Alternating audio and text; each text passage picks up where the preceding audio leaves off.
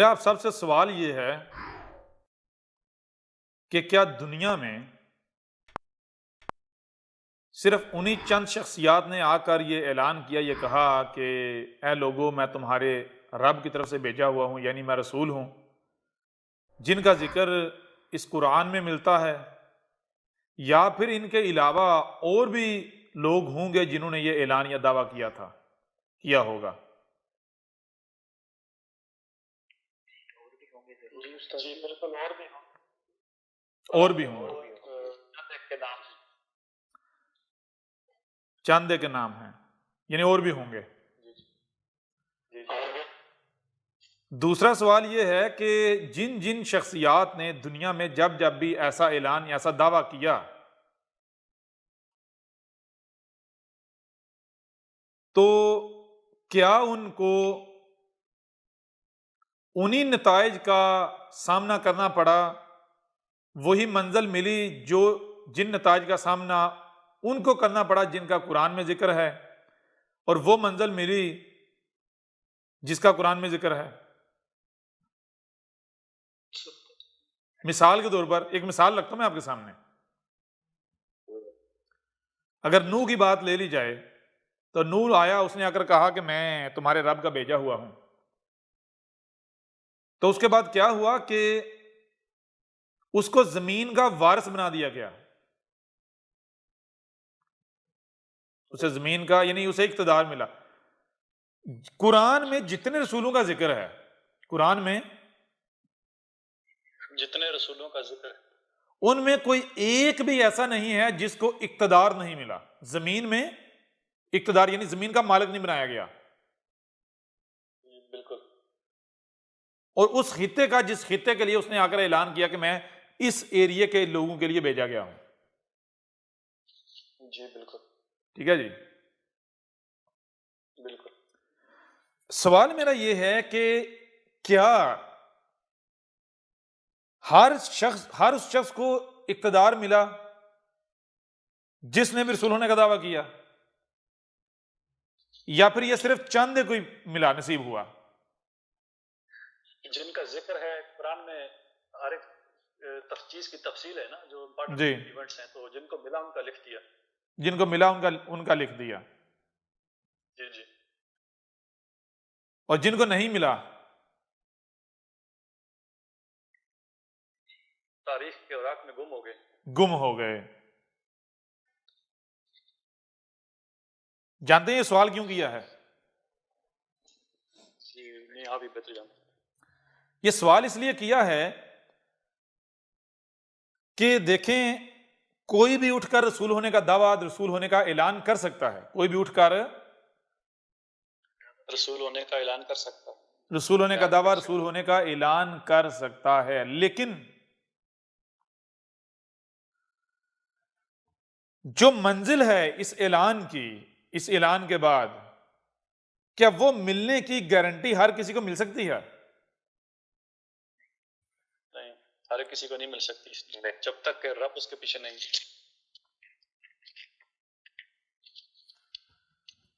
अब सवाल यह है कि जिन जिनको ये मंजिल मिली, यानी उठा आकर ऐलान किया कि मैं रसूल हूं, और उसको जमीन का वारिस बना दिया, उसको इख्तिदार मिला, क्या वजह थी कि दो ही टांग वाले होते हैं, इसी तरह पलते हैं, यानी पैदा होते हैं, पलते बढ़ते हैं, आगे बढ़ते हैं, जैसे बाकी सब पैदा होते पलते बढ़ते हैं?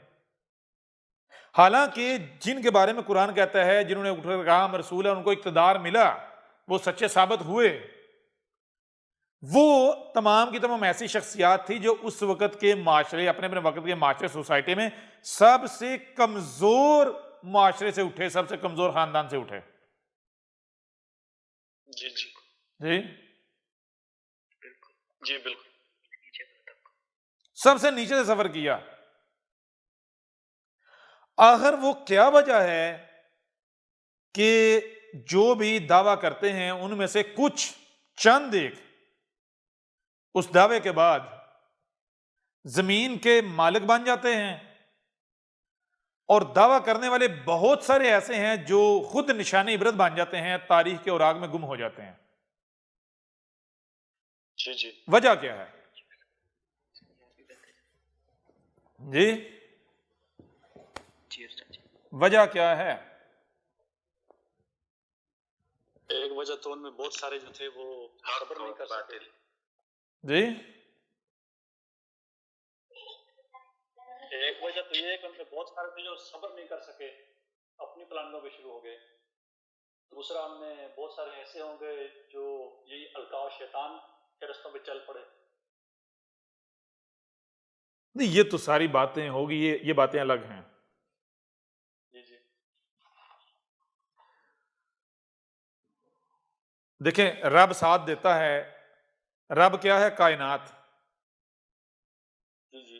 कायनात कैसे आपका साथ देगी? कैसे साथ देती है? जब आप कायनात का वजूद बन जाएंगे। ये जो बात हम करने जा रहे हैं, ये इंतहाई अहम है, इंतहाई अहम नुक्ता है, क्योंकि ये बात, ये राज रब के अलावा कोई खोल सकता ही नहीं। जी बिल्कुल। रब के अलावा कोई खोल सकता ही नहीं। गौर कीजिएगा। सबसे पहली बात तो यह है कि तारीख के औराक उठाकर देखें तो आपको पता चलेगा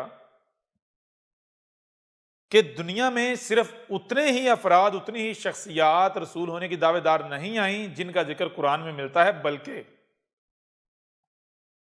एक बहुत बड़ी तादाद में ऐसे लोग उठे जिन्होंने यह दावा किया, यह ऐलान किया कि हम रसूल हैं, हम रब के भेजे हुए हैं। जी जी। लेकिन उनमें कामयाबी किनको मिलती है?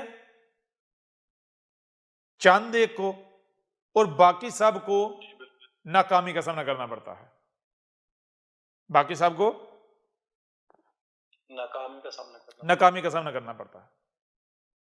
और एक मजे की बात आपको बताई जाए, वो मजे की बात यह है कि जितने भी कामयाब हुए, आप उनकी जिंदगी को पढ़ें, आपको पता चलेगा कि वो किसी खुदा को मानते ही नहीं थे।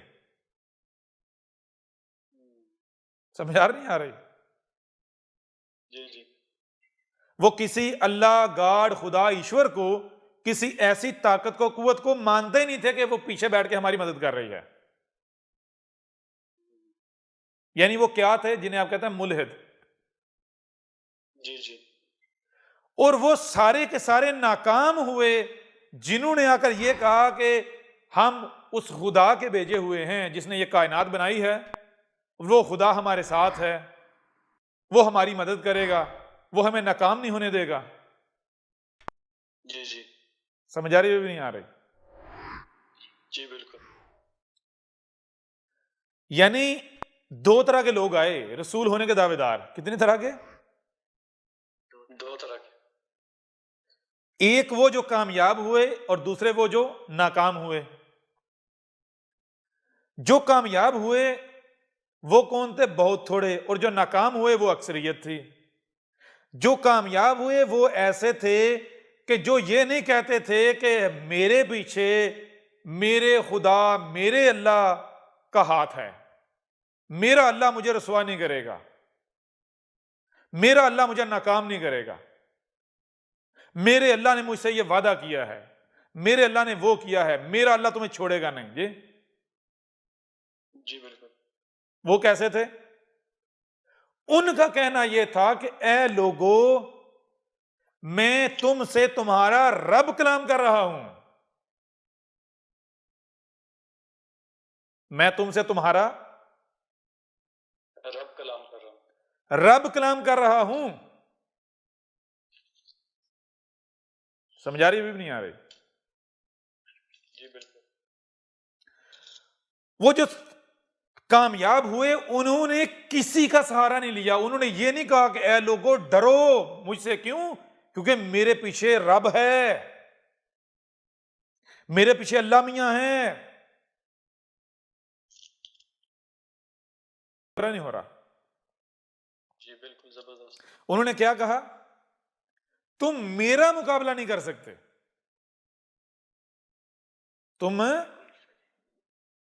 मेरा मुकाबला नहीं, तुम मेरा कुछ नहीं बिगाड़ सकते, तुम मुझे कामयाब होने से नहीं रोक सकते। क्यों? क्योंकि तुम ये समझते हो कि मैं तुम्हारी तरह दो टांगों वाला हूं। जी बिल्कुल। जी बिल्कुल। मैं तुम्हारी तरह दो टांगों वाला नहीं हूं, मैं तुम्हारा रब तुमसे कलाम कर रहा हूं। मैं वो तुमसे कलाम कर रहा हूं जो तुम्हारा खालिक है, जो तुम्हारा मालिक है। और वो कौन है? ये कायनात। यही का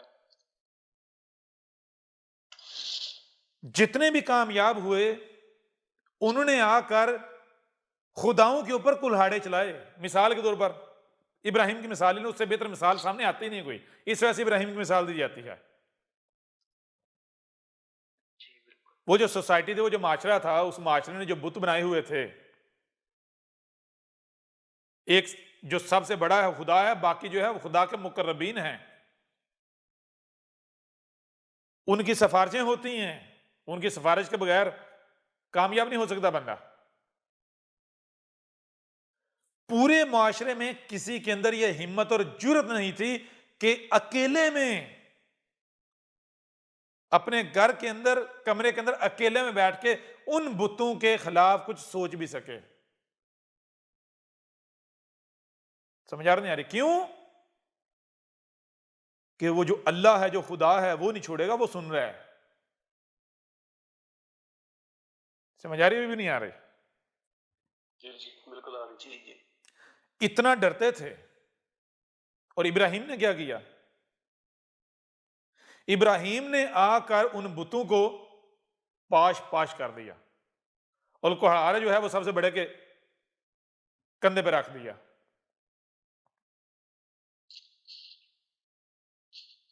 यानी उस वक्त जो खुदा थे ना, जी जी ना सिर्फ उन खुदाओं का मुनकर, बल्कि उन खुदाओं के ऊपर कुल्हाड़े चला दिए। तो इससे बड़ा मुल्हिद हो सकता है? आप खुद बताएं। जी कोई नहीं हो सकता। मुझे यह बताएं कि जब मोहम्मद आया, जब मोहम्मद आए, क्या मोहम्मद ने आकर हिंदुओं के खुदा को माना? नहीं पारसियों के, नहीं माना। ईसाइयों के, यहूदियों के, बाकी मुशरिकों के, जितने भी थे, जितने मज़ाहब थे, जी किसी से भी नहीं माना। अब देखें, गौर करें, मार्केट में हर एक का दावा के हमारे पास असल शय है, हमारे पास असल शय है।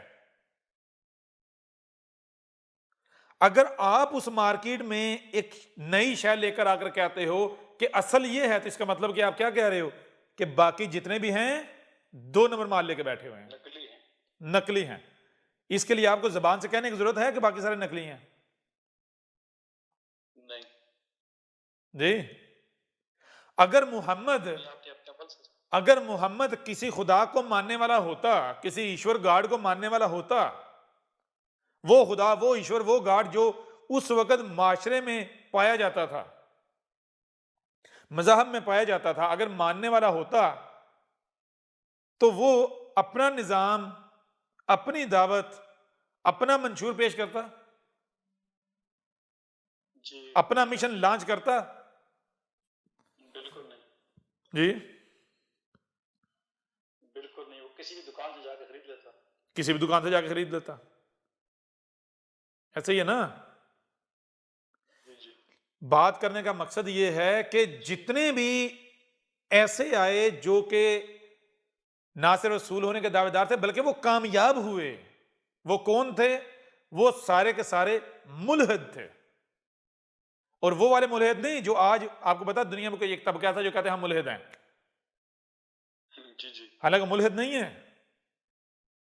वो भी मजहब के मानने वाले हैं, कि नया मजहब, साइंस, जी जी अपनी ख्वाहिशात के पुजारी हैं। उनको तो पता नहीं मुल्हिद कैसे किसे हैं। बिल्कुल जी। बिल्कुल। और रसूल होने के तमाम वो नाकाम हुए, रसूल होने के दावेदार वो तमाम के तमाम नाकाम हुए जिनका यह दावा था कि ए लोगों, मेरी तरफ वही आ रही है, मुझे अल्लाह मियां ने, ईश्वर ने, गाड ने, खुदा ने इल्हाम किया है, मुझे मान लो, ये रब का निशान है, ये मौजज़ा है। समझ आ रही है भी नहीं आ रही? जी बिल्कुल। जी बिल्कुल। अब सवाल यह पैदा होता है कि वो कौन सी वजह है, वो कौन सी वजह है कि एक बंदा सामने आए और बज़ाहिर वो दो टांगों वाला है, वो आकर ये कहे कि ए लोगों, मैं तुम्हारा रब तुमसे कलाम कर रहा हूं। ना सिर्फ ये कहे बल्कि ये कहे कि तुम मुझे मेरे मकसद और मिशन को पूरा करने से नहीं रोक सकते, दुनिया की कोई ताकत मेरा मुकाबला नहीं कर सकती, और अगर मैं नाकाम होता हूं तो जो मैं कज़ाब। समझ आ रही है नहीं आ रही? जी सर, ये चैलेंज भी करता है। वो वजह क्या है, ये मैंने सवाल किया था, वो वजह क्या है? क्या ऐसा होता है कि कोई खुदा बैठा हुआ है जो बाहर, जिसको लोग मान रहे हैं, वो आता है उसके सामने और कहता है कि देख मैं ये हूं, मैं रब हूं, खुदा हूं, लिहाजा जैसे मैं कहता हूं वैसे कर, और मैं तेरे साथ ये वादा करता हूं पूरा करूंगा? ऐसा होता है? नहीं जी, नहीं। सवाल ही पता नहीं होता।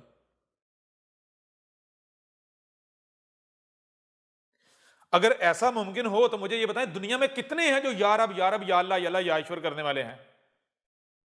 लाखों करोड़ों अरबों नहीं है?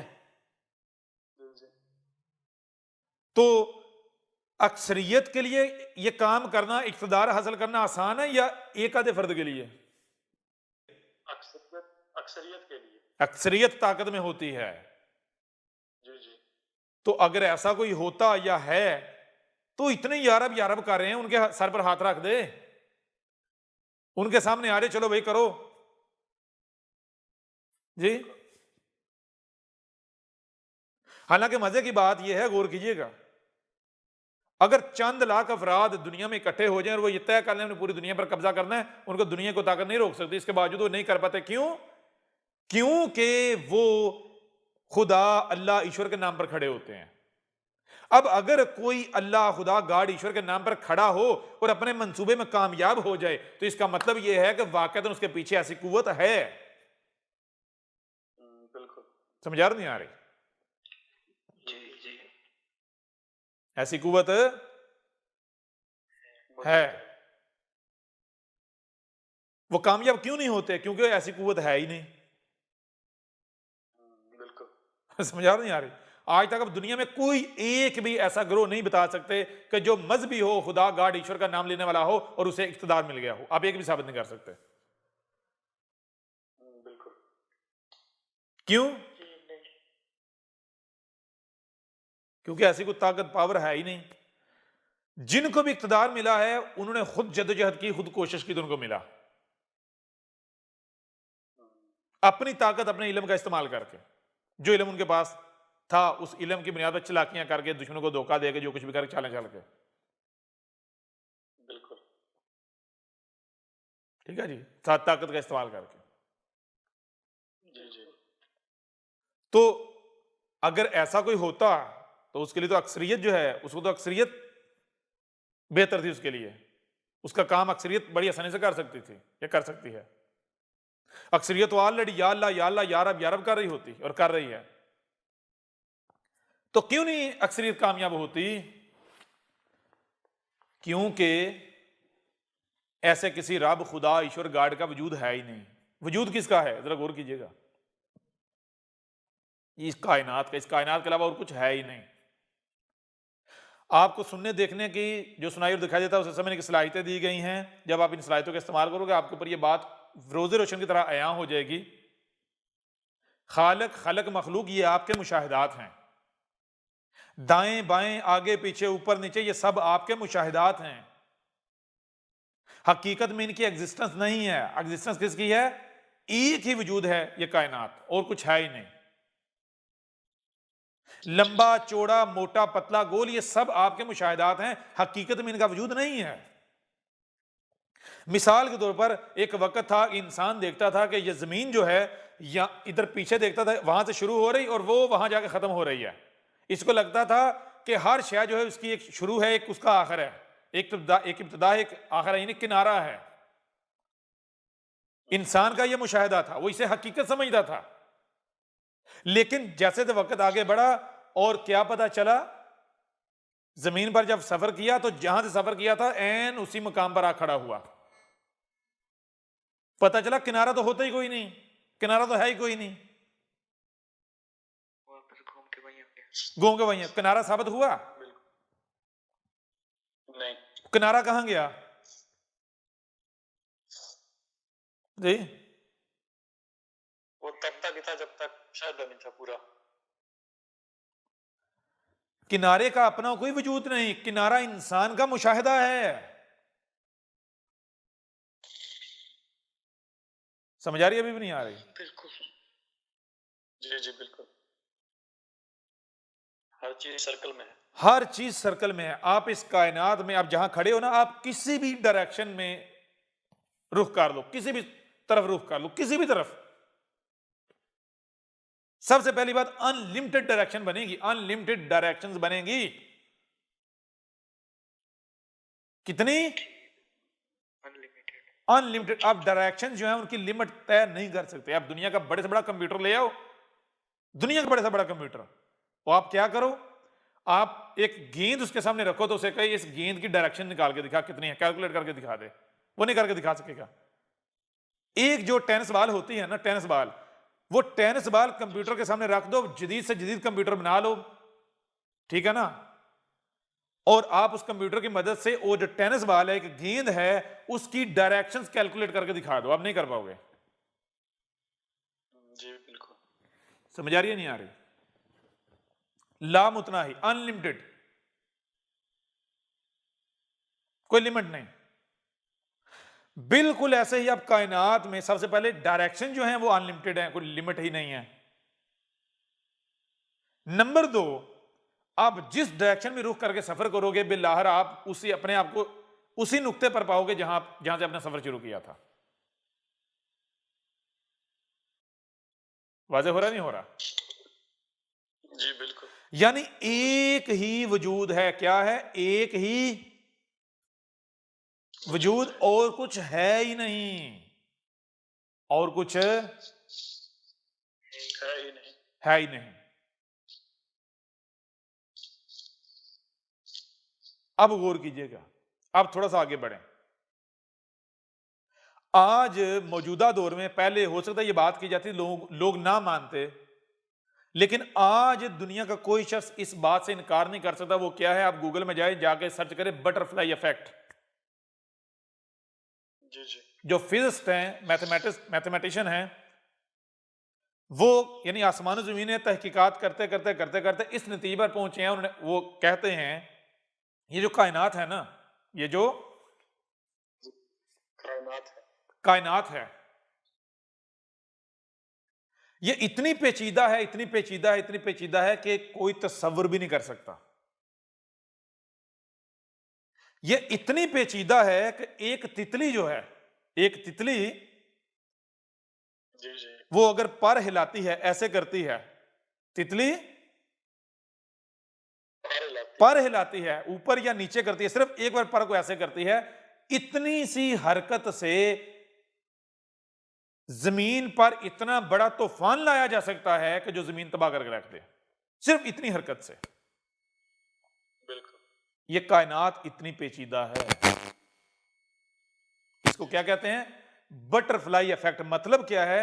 मतलब यह है, साइंस ने आज ये प्रूव कर दिया कि ये जो कायनात है, इसमें हर शय, हर मखलूक आपस में लिंक्ड है, जुड़ी हुई है,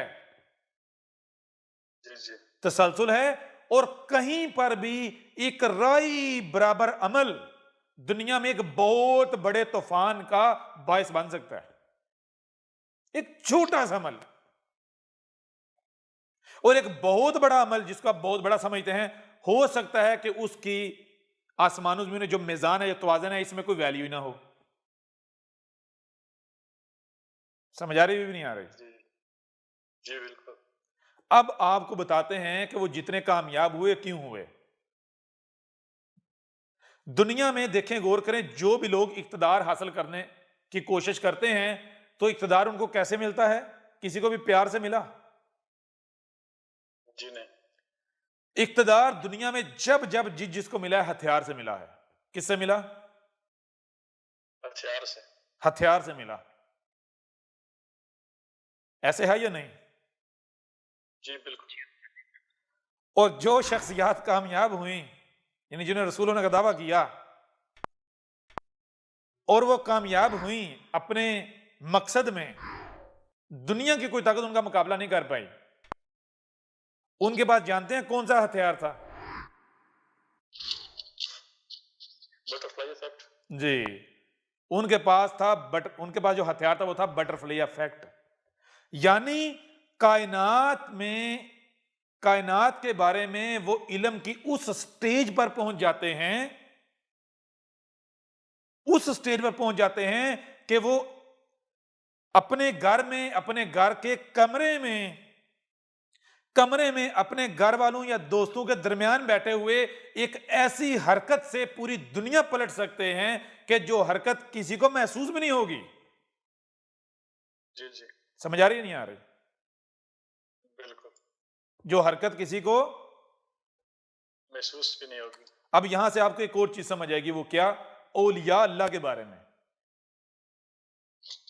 जो औलिया को मानने वाले हैं उनके पास किताबें पढ़ी हुई हैं औलिया की, वो किताबें पढ़े, आपको पता चलेगा लिखा हुआ है कि जो अल्लाह के औलिया वाकयातन जो औलिया हुए हैं, अब नहीं, अब तो वो दौर ही गुजर गया, वक्त ही गुजर गया।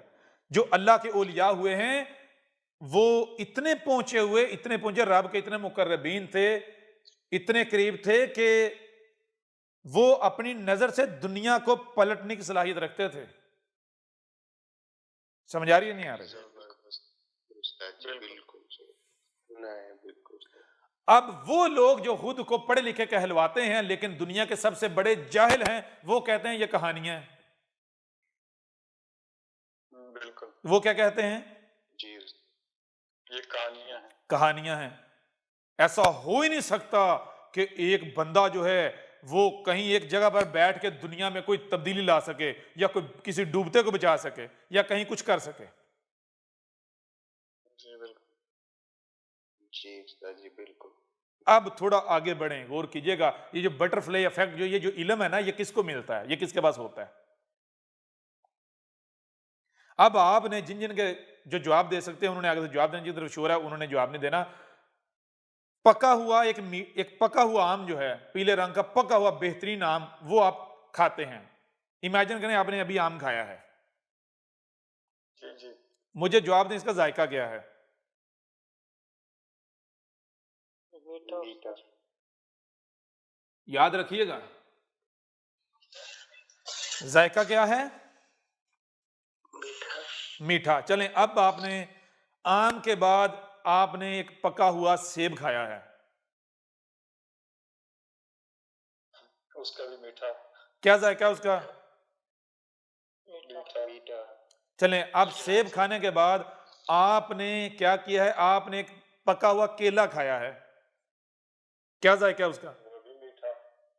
वो भी मीठा। अब आपने ऐसा किया है कि एक पका हुआ माल्टा खाया है, उसका जायका क्या है? वो भी मीठा। अब इसके बाद आप खाते हैं पके हुए अंगूर, वो भी मीठे। वो भी मीठे। अब मुझे एक सवाल का जवाब दें, क्या इन सब का जायका एक जैसा है, सेम है?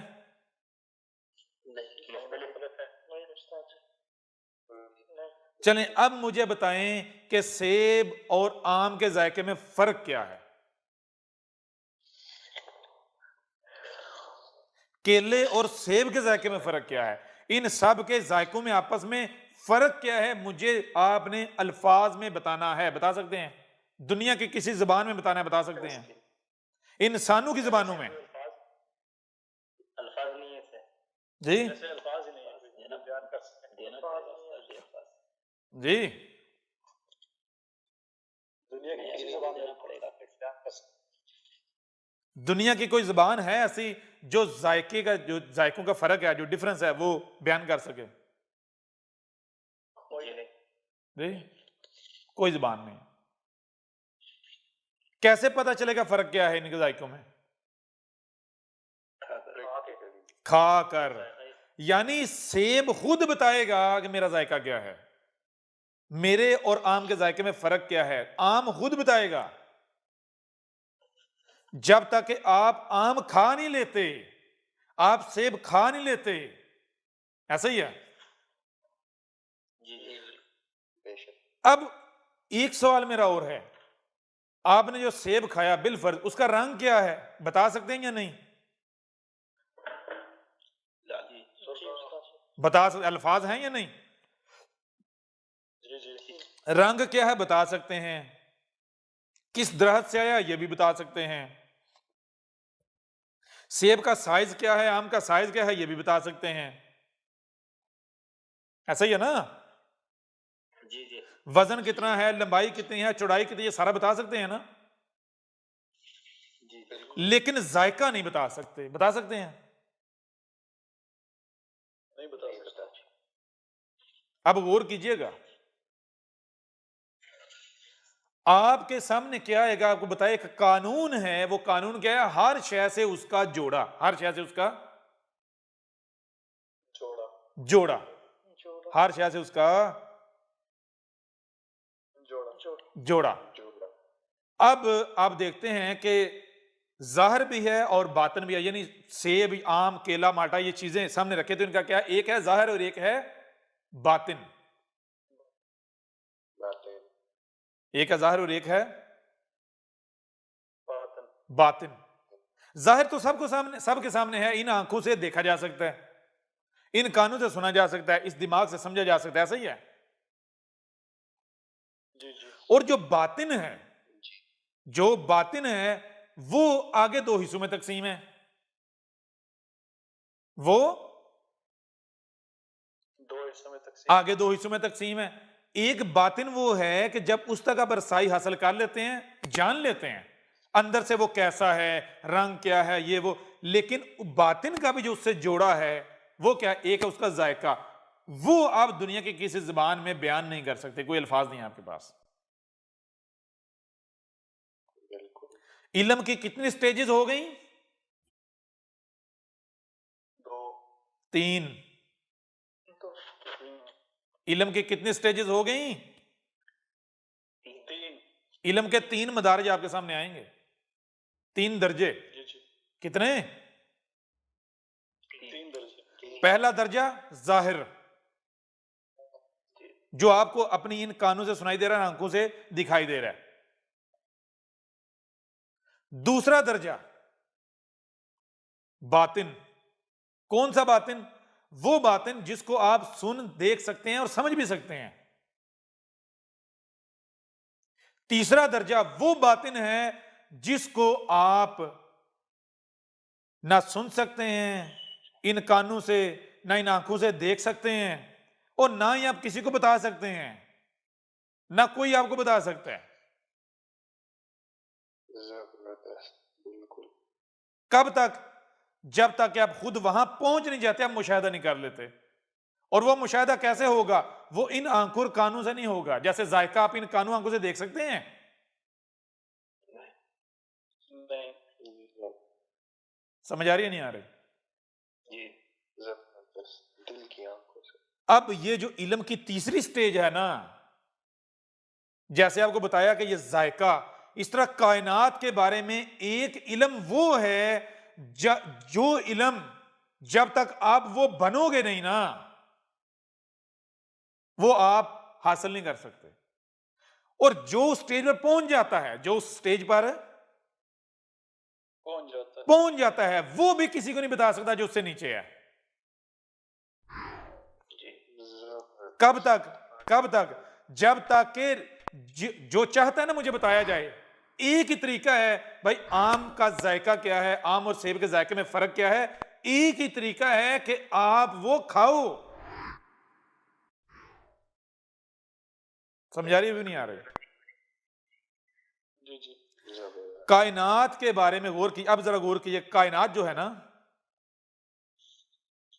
कायनात ये क्या है? इसमें ये एक ही वजूद है, ये अटल हकीकत है, दुनिया को ताकत इसको गलत साबित नहीं कर सकती। एक ही वजूद है या नहीं? बिल्कुल है ना? एक ही वजूद का मतलब क्या होता है? हर शय दूसरे के साथ लिंक्ड है, जुड़ी हुई है, कनेक्टेड है। जैसे गौर कीजिएगा, जैसे क्या है कि आप जो मोबाइल फोन्स हैं, ये जो नेटवर्क, जो देखे पूरे नेटवर्किंग जो है, इसका मतलब क्या है? एक स्ट्रक्चर है, एक ढांचा है, तो जिसके पास पीछे स्विच होगा, जिसके पास कंट्रोल होगा, वो किसी का भी मोबाइल, किसी के यानी कि मोबाइल या सिग्नल आउट कर सकता है, कोई भी मैसेज भेज सकता है, जी ब्लॉक कर सकता है, कॉल सुन सकता है। समझ आ रही है भी नहीं आ रही? जी जी तो कायनात क्या है? एक ही वजूद, तमाम मखलूकात आपस में लिंक्ड हैं, कनेक्टेड हैं। जैसे आप बटन दीवार में होता है, बटन दीवार पर दबाते हैं और लाइट कहां अपीयर होती है? जो लैंप लटका हुआ होता है, पूरे कमरे कमरा रोशन हो जाता है। ऐसे ही अगर आप इल्म की ये जो तीसरी स्टेज है ना, तीसरा जो दर्जा है, यहां पहुंच आते हैं, आवाज आ रही नहीं आ रही?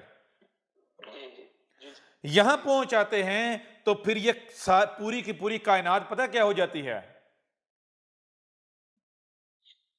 जानते हैं? कंट्रोल आ जाता है। ये पूरी की पूरी कायनात आपके कंट्रोल में आ जाती है। जबरदस्त जबरदस्त आपके पास वो इल्म है जो कोई तस्वर भी नहीं कर सकता, और कोई चाह कर आपसे छीन भी नहीं सकता, जो जी चाहे कर ले। जबरदस्त कोई छीन सकता, ले सकता है? नहीं नहीं ले सकते। आप जिसको चाहो अपनी उंगली पर नचा सकते हो।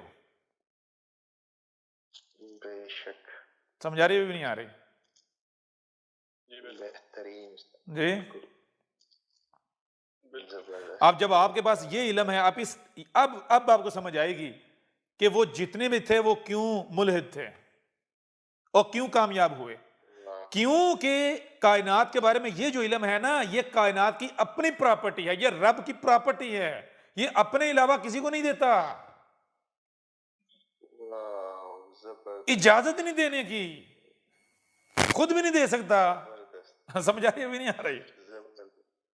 इजाजत बयान नहीं कर सकता। आप बताएं ना, कोई तरीका बता दें, उस तरीके से आपको बता देते हैं अगर कोई तरीका है। जी एहसास भी नहीं बताया जा सकता उस्ताद जी। क्या कहा? चाह कर भी नहीं बताया जा सकता। एहसास बच्चा अगर भी नहीं बताया जा सकता। मुमकिन ही नहीं है भाई। अगर कोई ये सवाल करता जी है तरीका, तो हम कहते हैं तू ऐसा करना, तो दुनिया की किसी जबान में सेब और माल्टे का जायका क्या है वो बयान कर दे, हम तुझे इसका जवाब दे देंगे। जी जबरदस्त ढूंढता रह जाएगा उसका जी, मौत आ जाएगी उसे। समझ आ रही नहीं आ रही? अब आपको यह समझ आएगी जो पीरों के बारे में जो बातें बनी हुई हैं, जो बनी हुई नहीं है, हक बिगड़ा हुआ है। बिल्कुल एक चीज एक और पल्ले बांध लें, वो क्या है? वो ये है कि अगर दुनिया में कोई बात अपना वजूद रखती है, तो जो मुंह की हवा है ना, वो वजूद नहीं बरकरार रख पाती, वो खत्म हो जाती है, तहलील हो जाती है। यानी ऐसी बात जो अपना वजूद नहीं रखती, एग्जिस्टेंस नहीं रखती, वो हवा में तहलील हो जाती है। कोई भी बात जो ग्राउंड रियलिटी नहीं है, यानी वजूद, देखें गौर करें, या तो हक का वजूद है, या फिर हक अगर बिगड़ जाए तो वो अपना वजूद रख सकता है। कब तक? जब तक दोबारा हक नहीं आ जाता। ठीक है? जी बिल्कुल जी दुनिया में जो जो भी बातें पाई जाती हैं पुराने जमानों से रिलेटेड, जान लो ये नहीं है कि वो कहानियां गढ़ी हुई हैं, वो हक बिगड़ा हुआ है, बातिल है। बातिल किसे कहते हैं? हक का बिगाड़। जी समझ आ रही है नहीं आ रही? जी अगर औलिया के नाम से किस्से मशहूर हैं, कहानियां मशहूर हैं, तो ऐसा नहीं है कि वो लोगों ने गाड़ ली हुई हैं, और वो हक है लेकिन बिगड़ गया हुआ है। अगर वो गड़ी हुई बातें होती तो वो हवा में तहलील हो जाती, वो अपना वजूद बरकरार ना रख पाती। जी बिल्कुल। समझ आ रही है नहीं आ रही? जी बातिल भी तब तक अपना वजूद बरकरार रख सकता है जब तक कि वो हक का सहारा लेता है। यानी अगर किसी शय का वजूद है तो इसका मतलब यह है कि हक के सहारे खड़ी हुई है। समझ आ रही है भी नहीं आ रही? अगर ये बातिल होती नहीं, गढ़ी हुई होती, 100% कहानी होती, तो ये आज आप तक ना पहुंचती। जी उस्ताद जी। मिसाल के तौर पर आज आप एक देखिए, गौर करें, एक ऐसी बात गढ़ो, ऐसी कहानी गढ़ो जो आज कोई भी नहीं मान सकता। वो अपना वजूद, अपने आप को ग्राउंड, यानी अपने आप को ग्राउंड पर उतार सकेगी, वजूद अपना कायम रख सकेगी? नहीं लेकिन अगर आज आप एक ऐसी बात करते हो, मिसाल को जैसे आज लिखा जा रहा है, क्या जो दुनिया में हो रहा है, आप लिखते हो, गौर कीजिएगा, आप लिखते हो कि मैं अपनी आंखों से देख रहा हूं कि 600 अफराद हवा में इकट्ठे उड़ रहे हैं कुर्सियों पे बैठ के, इतनी तेज रफ्तार से सफर कर रहे हैं। मैं देख रहा हूं कि दुनिया में लोग आपस में बातें कर रहे हैं, आपस में दूर हैं, हजारों किलोमीटर की, माइल्स की दूरी पर बैठ के आपस में ऐसे बातें कर रहे हैं जैसे आमने सामने बैठे हुए हैं। आज आप लिखोगे तो कोई भी आपको कहेगा पागल हो आप? जी नहीं। नहीं क्यों? क्योंकि ये चीज अपना वजूद रखती है। अब ये देखें, ये जो आपने लिखा, जो कहा, ये आगे चलेगा। आपने अगर लिख दिया, कोई भी इसे मिटाएगा नहीं। क्यों? क्योंकि हर को पता है ये ग्राउंड रियलिटी है। अब अगर ये तहजीब, ये जो कुछ हो रहा है, अगर ये मिट जाए, इसका तस्वर भी नापैद हो जाए, और आपकी जो इबारत है, जो बातें हैं, वो मौजूद हों, तो वो लोग क्या करेंगे? वो अपनी अकल के मुताबिक आपकी बातों को समझने की कोशिश करेंगे। अब चूंकि उनका मुशाहिदा नहीं होगा, तो आपकी बातों को वो क्या बना देंगे? कहानियां बना देंगे। लेकिन क्या होगा ये? क्या ये हकीकत में कहानी होगी या हक बिगड़ा है? जबरदस्त, बिल्कुल जो आज कहानी बनाई हुई है इन्होंने। अभी समझ आ रही है, नहीं आ रही? जी बिल्कुल। हक बिगड़ा हुआ होता है। ऐसे ही औलिया के बारे में कि वो जो मुंह से निकालते थे, वो बात हुए बगैर, पूरी हुए बगैर रहती नहीं थी। जी बिल्कुल। जी, जो भी, बिल्कुल। जो औलिया अल्लाह थे, जो उनके साथ जुड़ जाता था, उसका भी बेड़ा जो है वो पार हो जाता था, उसके दिन बदल जाते थे, उसकी दुनिया बदल जाती थी, उसकी काया पलट जाती थी। जी बिल्कुल। क्या वजह है उसकी? उसकी वजह यह है कि जब आप इल्म के मदारिज तय करते हुए ऊपर आते हो, कब, कहां आते हो? जब आप रब बन जाते हो, कायनात बन जाते हो, तो फिर आपसे कुछ छुपा हुआ रह सकता है? बिल्कुल नहीं। कुछ नहीं। फिर क्या होगा? गौर कीजिएगा, अब आपको समझ आएगी। खुदी को कर बुलंद इतना कि हर तकदीर से पहले खुदा बंदे से खुद पूछे, बता तेरी रजा क्या है? रजा क्या है? जबरदस्त। यानी खुद को इतना बुलंद करो, इतना बुलंद करो कि उस मकाम पर ले आओ जहां पर आने के बाद क्या हो कि खुदा खुद आपसे पूछे कि बता, तू बता मैं क्या करूं? मैं वो करूंगा जो तेरी रजा है। इसको एक और तरीके से समझ लें। मिसाल के तौर पर, रब बंदे को कहता है, रब क्या कहता है? रब बंदे को कहता है कि तू वो कर जो मेरी मर्जी है, तू वो कर जो मेरी मर्जी है, तू अपनी मर्जी खत्म कर दे, तू अपनी मैं मार दे। क्यों? क्योंकि दे हक क्या है? हक मैं हूं या तू? मैं। रब है ना। रब कहता है कि तू बता, ये जो और है, तू और मैं, ये किसने, मैंने रखा है या तूने रखा है? जी, रब तो नहीं रखा। रब तो ये इंसान ने कहा है, मैं और रब, मैं अलग हूं, मैं क्यों? ये मैं 5-6 फीट का। जी बिल्कुल उस्ताद जी। तो रब क्या कहता है? रब कहता है कि तू क्या कर, तू अपनी मर्जी मेरी मर्जी में जम कर दे, यानी तू वो कर जो मेरी मर्जी है, जो मेरी चाहत है। यानी एक तेरी चाहत है और एक मेरी चाहत है। एक तेरी चाहत है तेरी चाहत और एक मेरी चाहत है। अगर तू वो करता है जो मेरी चाहत है, अगर तू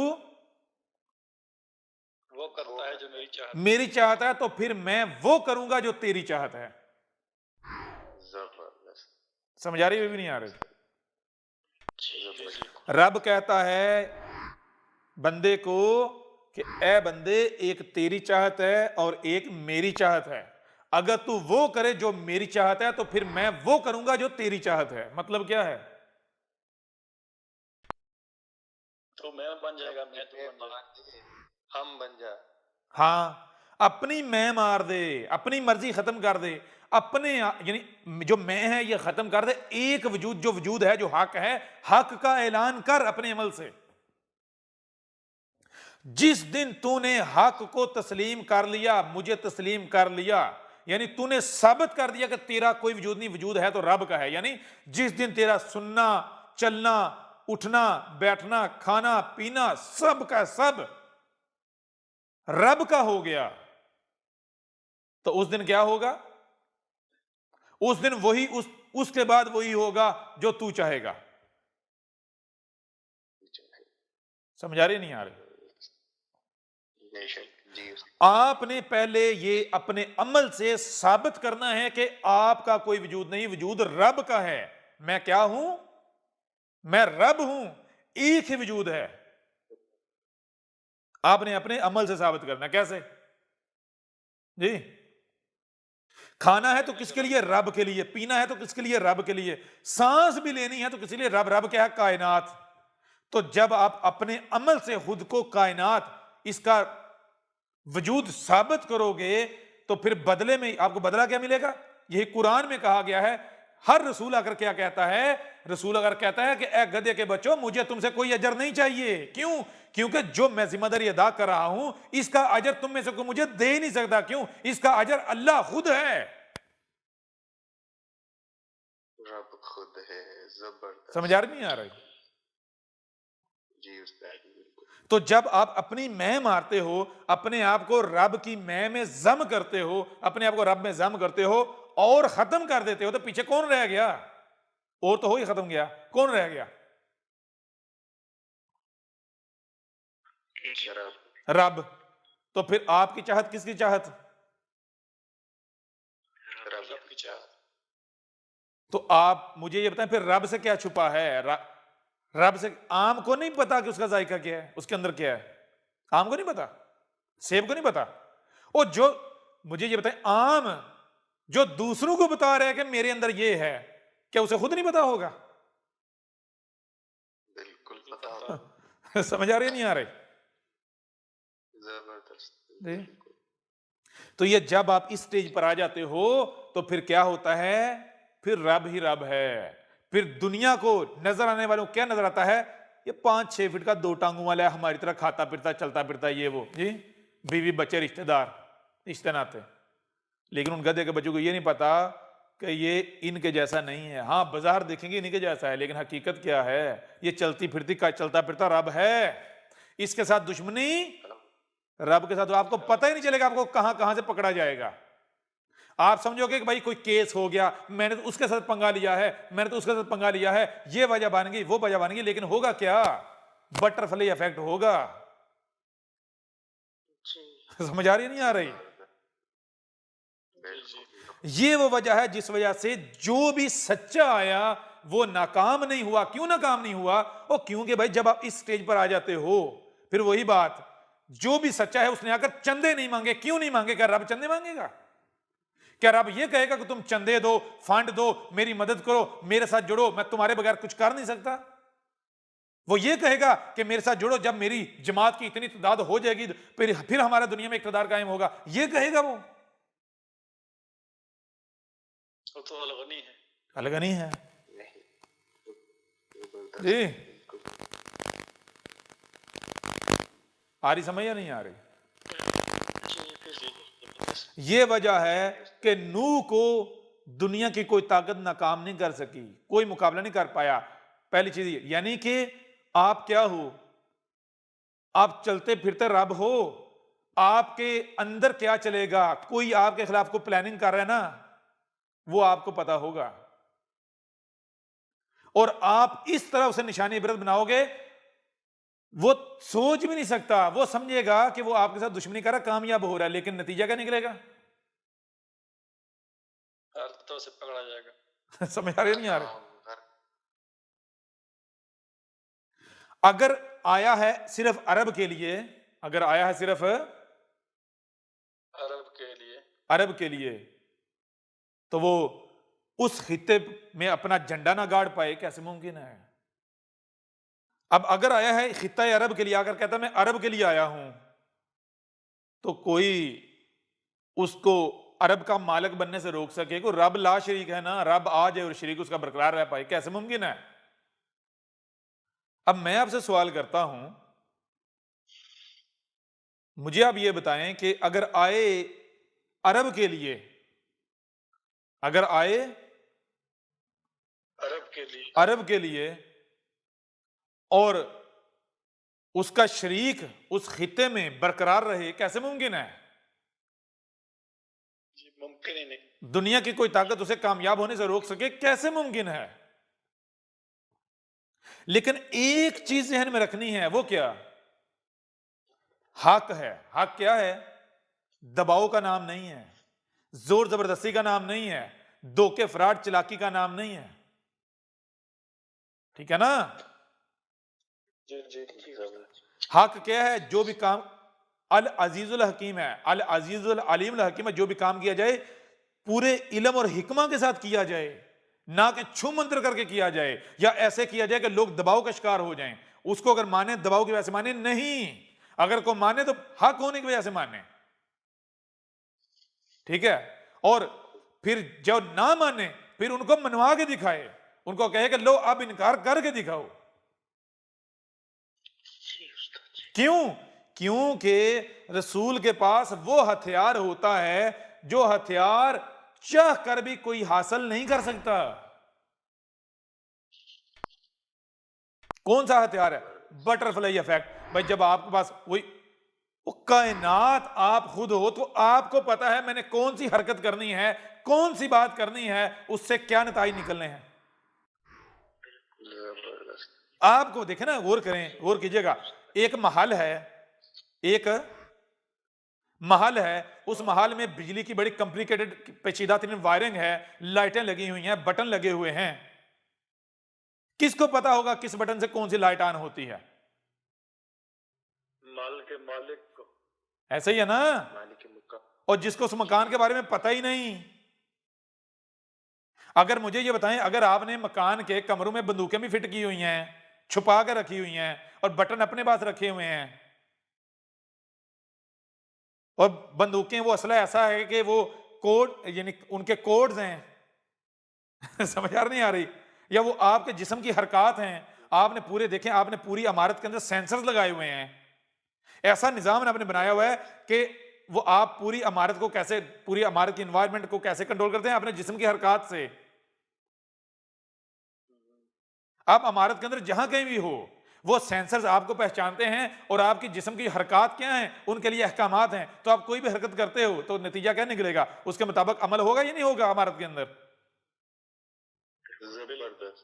अगर दुश्मन गुस्साएं, यहां तक दुश्मन आपके सामने खड़े हुए हों, आप दो टांगों वाले एक हैं, आपके दुश्मन बहुत ज्यादा है, तरह तरह के असले से लेस हैं, आप उन्होंने घेर लिया है जी, और आपने ऐसा निजाम बनाया हुआ है कि आप उनका माइंड कंट्रोल कर सकते हो, दिमाग कंट्रोल कर सकते हो। कैसे? ऐसा सिस्टम आपने बनाया हुआ है, आप एक हरकत करोगे, सिस्टम एक्टिव होगा, वो सारे के सारे कंट्रोल हो जाएंगे। कंट्रोल उन्हीं के बंदूकों से आप उन्हें मार दोगे, उन्हीं के असले से उन्हें मार दोगे। समझ आ रही है नहीं आ रही? यानी कि वो उस इमारत का जो रिमोट है वो कौन है? वो रिमोट आप खुद हो समझ आ नहीं आ रही? यहां तक कि अगर आपसे कोई दुश्मनी करता है ना, आपसे दुश्मनी कर रहा है, वो दुश्मनी करते हुए भी अगर उसको पता चलता है वो खौफ खाएगा। क्यों? क्योंकि उसका पता है अगर मैंने कोई ऐसी बात की कि उस बात के नतीजे में ऐसी हरकत हो गई इससे जिसका रद्द-ए-अमल मेरे ऊपर आना है, वो करेगा? जी उस्ताद जी, नहीं, बिल्कुल नहीं करेगा। आ रही समझ या नहीं आ रही? और ऐसी प्लानिंग, ऐसी सिस्टम है, ऐसा सिस्टम है, ऐसा निजाम है कि तुम मुझे गाली दो, उस गाली के नतीजे में मेरे अंदर जो कैफियत डेवलप होगी, वो कैफियत कायनात के अंदर ये काम होना शुरू हो जाएंगे, ये अमल होना शुरू हो जाएगा, बटरफ्लाई इफेक्ट ये स्टार्ट, और उसका जो नतीजा निकलेगा। यूं समझो तो तुम जो मुझे गाली दोगे, तुम जो मेरे साथ दुश्मनी करोगे ना, अगर तुम मेरे साथ इस लेवल की दुश्मनी करते हो कि तुम्हें फौरी मिटाना है, तो तुम्हें पता ही नहीं चलेगा कि फौरी उसका रद्द-ए-अमल, बटरफ्लाई इफेक्ट स्टार्ट हो जाएगा और देखते ही देखते तुम मारे जाओगे और बाजार क्या होगा, भाई फलाने मार दिया, हार्ट अटैक हो गया, ये हो गया, वो हो गया। और अगर तुम्हारी दुश्मनी की नोयत ऐसी है कि तुम्हें 1 महीना टाइम दिया जाएगा, तो जैसे तुमने दुश्मनी की, बटरफ्लाई इफेक्ट स्टार्ट हो गया है। समझ आ रही है नहीं आ रही? और अगर तुमने दुश्मनी की है, वो दुश्मनी इस नोयत की है कि तुम्हें 1 साल का लिमिट दी जाएगी, टाइम दिया जाएगा, और बीच में एक्सटेंड भी किया जा सकता है, मौके मौके तुम्हें मौके दिए जाएं अगर तुम मौके से फायदा उठा लेते हो। और अगर नहीं फायदा उठाते तो वो जो टाइम है वो आने तक क्या होगा, बटरफ्लाई इफेक्ट तो स्टार्ट हो गया, बचोगे। जी बात आ रही, समझ या नहीं आ रही? जबरदस्त। अब आपको समझ आएगी कि दावे तो बहुत करते हैं, ए लोगो मैं रसूल हूं, ए लोगो मैं मसीह हूं, ए लोगो मैं तुम्हारे रब का भेजा हूं, ए लोगो मैं सच्चा हूं। लेकिन जो सच्चा होता है ना, वो क्या कहता है? वो ये नहीं कहता, भीख नहीं मांगता कि इलाही निशान, ए लोगो देखो ये अल्लाह के निशान हैं, अल्लाह तुम्हें निशान दिखा रहा है, मुझे दिखा रहा है, मुझे मान लो, मुझे मान लो। नहीं, और वो कहता है तुम मेरा इनकार करके दिखाओ। जब वो हक खोल खोल कर वाजे कर रहा होता है ना, तो तब भी वो ये कहता है, वो कहता है कि ए गधे के बच्चों, तुम मुझे कजाब कहते हो ना, झूठा कहते हो ना, अपने अमल, अपने इस फेल को, अपने कौल को सच्चा भी तो साबित करो ना, और मुझे कजाब साबित भी तो करो ना, और मेरी किसी बात को गलत साबित भी तो करो ना। वो तो ये कहता, वो ये थोड़ी कहता मान लो मुझे, ये तो नहीं कहता। बेशक। वो पहले भी ये कहता है कि तुम मुझे कजाब साबित करो, नहीं कर सकते, जितना चीजें जोर लगा लो नहीं कर सकते। ये नहीं कहता मानो, वो कहता है अगर कजाब साबित नहीं कर सकते, तुम्हारे ऊपर वादे हो गए ये हक है, तो फिर हक को मानना चाहिए, इनकार करना चाहिए, दुश्मनी करनी चाहिए? मानना चाहिए। मानना चाहिए। तो क्या मानने का इसलिए कहता है कि मुझे फायदा है या मेरा फायदा होगा, मैं अपने लिए कह रहा हूं? नहीं, और मानोगे तो तुम्हारा अपना फायदा है। क्यों? मानना तो पड़ेगा, नहीं मानोगे तो हक के मुकाबले पर मिट जाओगे, जलीलो रसवा हो जाओगे। बेशक, बिल्कुल। आ रही समझ या नहीं आ रही? जी जी बिल्कुल। कुरान भरा पड़ा है। तो जो सच्चा आता है वो क्या कहता है? वो आकर ये नहीं कहता कि ये इलाही निशान है, देखो ये निशान है, वो निशान है, ये मेरी पेशगी पूरी होगी, फलां होगा, डा होगा। नहीं, और वो कहता है तुम मुझे क्या कजाब कहते हो? जाओ, मैं अपने आप को कजाब मान लूंगा अगर तुम अपनी इस बात को भी हक साबित कर दो। अगर तुम अपनी इस बात को भी हक साबित कर दो, तुम मुझे कजाब कह रहे हो, तुम मुझे कह रहे हो कि तू कजाब है, जाओ सिर्फ इस बात को सच्चा साबित कर दो, तो मैं अपने आप को कजाब मान लूंगा। जो सजा कहोगे मैं भुगतूंगा, जो इनाम कहोगे मैं तुम देने को तैयार हो जाऊंगा। क्या करो? तुम सिर्फ अपने आप को ही सच्चा साबित कर दो। जी जबरदस्त। समझ आ रही है नहीं आ रही? जबरदस्त। तुम क्या करो? जबरदस्त। सिर्फ इतना कर दो कि तुम जो बात खुद कर रहे हो ना, खुद बात कर रहे हो।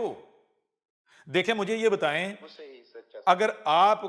अगर आपके पास इख्तियार हो, बहुत सारे काम हैं, आपको पूछा जाए कि इनमें से कौन सा आप काम कर सकते हो, तो आप किस काम की हामी भरेंगे? जो कर सकते हैं। जो कर सकते, जिसके बारे में आपको यकीन हो गया आप कर सकते हैं, ऐसा ही है ना?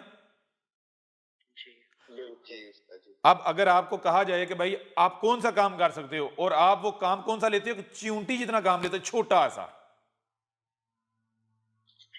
अपनी मर्जी से उसका इंतखाब करते हो, और फिर उसे नहीं कर पाते, इससे बड़ी जिल्लत कोई हो सकती है? जी। तो जो सच्चा होता है वो आकर क्या कहता है? वो ये नहीं कहता मुझे मान लो, मुझे मान लो, मुझे मान लो, मुझे मान लो, मुझे मान, नहीं। वो कहता है, वो किसी गधे के बच्चों, गटर के कीड़ो, तुम सिर्फ इतना करो, तुम अपने आप को ही सच्चा साबित कर दो। छोड़ो अपने आप को, सिर्फ यही बात जो मेरे बारे में कहते हो, सिर्फ यही सच्चा साबित कर दो। मुझे कजाब कह रहे हो, मुझे कजाब साबित कर दो। जबकि नहीं कर सकते। क्यों? वो हक ही कहां जिस पर उंगली करके उंगली कायम रह सके, कायम रखी जा सके, वो हक ही कहां? बेशक। जी, वो हक साबित होता है जी। बिल्कुल नहीं। तो वो ये कहता है, फिर वो आगे ये कहता है, जान लो तुम अपनी इस बात पर कायम नहीं रह सकोगे।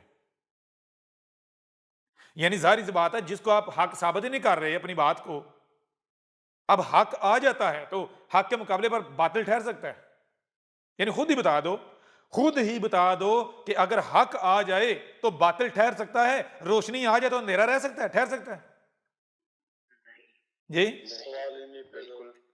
तो अब जरा ये बताओ कि तुम मुझे कजाब कह रहे हो, अगर तुम अपनी इस बात को सच्चा साबित नहीं करते, और ये बताओ अगर हक तुम्हारी नजरों में ये हक नहीं है, ये मान लो अगर हक आ जाता है तो फिर जो झूठे हैं उनका क्या होगा, झूठ का क्या होगा, बातिल का क्या होगा, कायम रह सकेगा? सवाल ही नहीं पैदा होता। मिट जाएगा ना। तो यही कहता है कि अब तक तो तुम अपने आप को सच्चा साबित कर नहीं पाए, मुझे कजाब साबित कर नहीं पाए, मेरा हक होना जी, इसके ऊपर जो भी तुमने उंगली उठाई, एतराज उठाया, कोई आंच आई मेरे हक होने पर?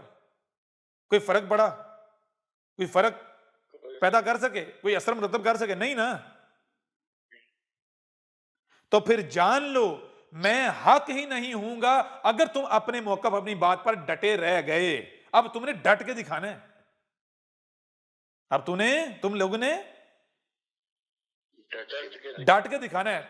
किस बात पर? मुझे कजाब कह रहे हो ना, अब तुम लोगों ने डट कर दिखाना है। कब? हर शख्स उसका जोड़ा है, पहले जबान से फिर हाथ हरकत में आते हैं।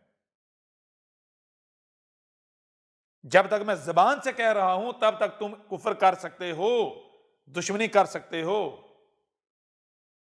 और जबान से कह रहा हूं क्यों? यह भी हमारा कानून है, क्योंकि हम जबान से जब हक वाजे करेंगे, जो दुश्मनी करेगा तो खुल के करेगा ना।